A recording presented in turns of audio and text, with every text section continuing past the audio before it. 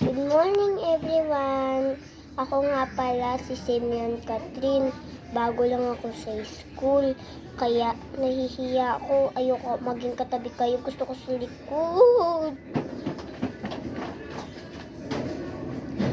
Okay, ready na ba kayo ang class? So, ready na ako. Ito, Maya. Jenny. Yan.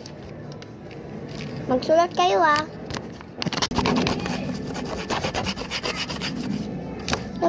Nahihiya akong magsabi na tapos na ako.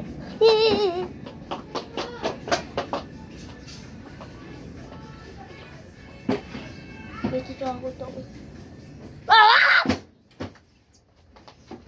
Aray ko naman. Natatakot ako Bakit yun naman ako inasar? Susubong ko kayo kay mama.